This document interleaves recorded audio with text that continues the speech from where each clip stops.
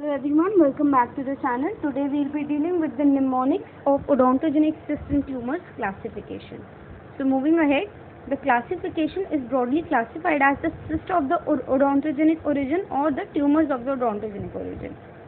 Now if we see to the terminology that what is a cyst and what is a tumor, then a cyst is nothing but a sac or a capsule kind of structure, a balloon kind of structure, and inside this structure there can be accumulation of either the tissue, the fluid, the air or some other material. Okay, so it is a capsule kind of structure, and inside the structure there can be tissue, fluid, air or anything. If you see a tumor is nothing but a solid mass of tissue. There will be no encapsulation inside it, and this is a solid mass of the tissue. Coming to the first part of the classification, the cyst. In this we will be dealing with all the cysts. Okay, so now these cysts can occur because of two causes. Either it can be a developmental cause, that at time of eruption something happened and this cyst formation took place. Other than that, other cause can be an inflammatory cause. Inflammatory cause is a result of some kind of inflammation which has occurred, and it leads to the formation of the periapical and residual cyst, which we will see later. So first, coming back to your developmental cyst. In the developmental cyst, you need to remember that there is one sentence, which small sentence you need to remember, that is doctor of leg, and the leg has to have 3 G's here. Okay, so for developmental cyst you need to remember the term doctor of leg, and from this doctor we need the term doc. Now this doc is making your dentigerous cyst, odontogenic keratocyst and the calcifying odontogenic cyst. Okay, this is the DOC, doc. Okay, the next thing is the leg. Now we need the whole terminology, leg. Now L is making your lateral periodontal cyst, E is making your eruption cyst, G is making your gingival cyst. This is a cyst. Okay, gingival cyst of newborn, another G is making gingival cyst of adult, and last G is making the glandular odontogenic cyst. So this was the whole terminology according to this sentence, that is doctor of leg. Moving ahead to the inflammatory, which is caused because some kind of inflammation. Now for this we can have the periapical cyst and the residual cyst. There are just 2 cysts, so we can very easily remember their names. So this was about all the cysts of the odontogenic origin. Now we will be moving towards the tumor. Before we move to the classification of the tumor, I need you to remember this small story, that as you were traveling down the jungle, you had few fibers in your hand, and you saw a lion in front of you who was sitting with his mouth open. So what you did in fear was you placed some of the fibers in the tongue, like you just threw the fibers towards him. Then few fibers were on his tongue region in the open space, few were on his dentition, and few were they were embedded in the bone. Okay, so in fear you just threw some fibers, and these were the positions which got accumulated. Few fibers went to the tongue region, few went on the dentition region, and few went on the bone region. Now coming to the classification of tumors. They can be either benign tumors of odontogenic origin, or they can be either malignant. Now coming to the benign condition first.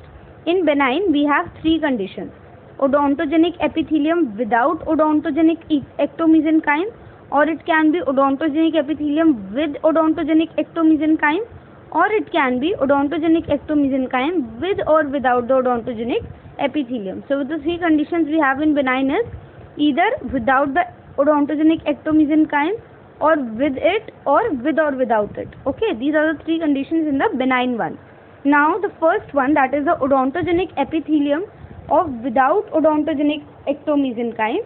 In this we have a mnemonic, that is up se sequence mein aao. I know that up se ki spelling mein it has to be a S, but because of our convenience we did it like this, up se sequence mein aao. You're telling everyone up se sequence now. So from up you can form this AB you can form the ameloblastoma.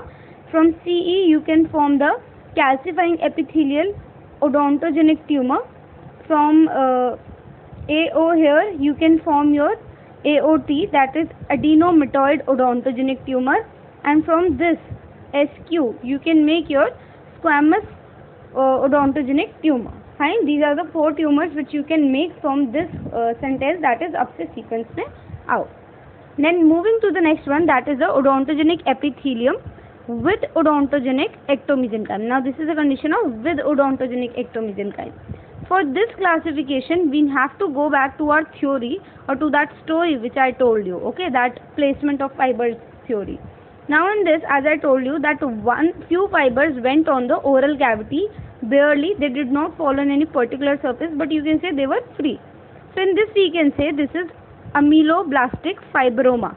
Fibers are free, they are not having no attachment after them, they are placed freely into the oral cavity. So they can be said as ameloblastic fibroma, whereas the few next fibers were formed on the dentition. So now I can say ameloblastic fibrodentinoma, that means it is on the dentition, on the dentinoma. Then few fibers were on the bone. For the bone I can say ameloblastic fibroodontoma. Now you must be thinking that odontoma is a kind of tumor, then how can we say it for bone? But this tumor is mainly affecting your the bony structures only, and the bony and the soft region. So for that we can relate and we can say this to be odontoma. I know this is very confusing at this moment, you must be thinking that what it is, but it is simple if you just focus. So ameloblastic is the term you will remember. Fibroma, as fibers were placed freely into the oral cavity when they were on the dentition, we said them to be dentinoma, ameloblastic dentinoma, and when they were on the bone we said them to be odontoma. Now the next two are very easy, complex and the compound odontoma, that you can easily remember. So to remember this classification you have to remember my story.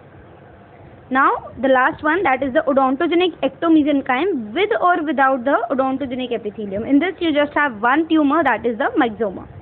Now we are done with the benign conditions. Coming to the malignant, this is very easy. In this you have just two things, the odontogenic carcinoma and the odontogenic sarcoma. Coming to the odontogenic carcinoma, in this you have the malignant ameloblastoma and the primary intraosseous carcinoma. These are just two, you can easily learn them. Moving to the next one, that is the odontogenic sarcoma. Now if you will see this odontogenic sarcoma, we have already studied just now. That is, it is very much similar to the ameloblastic fibroma, ameloblastic fibrodentinoma, ameloblastic fibrodontoma, which we just did here. Okay, this is the same three are there also.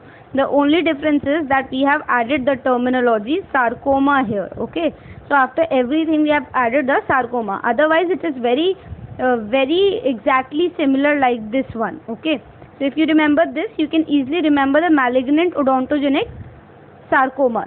So ameloblastic fibrosarcoma, we have added sarcoma here. Then we have ameloblastic fibrodentinoma, dentinosarcoma, and the last we have is the ameloblastic fibrodontosarcoma. So this was the whole classification of all the tumors and the cysts of the odontogenic origin. If this video was helpful to you, also share this with your friends, like the video, and let me know your reviews and suggestions in the comment box down below, and I hope you will subscribe to my channel.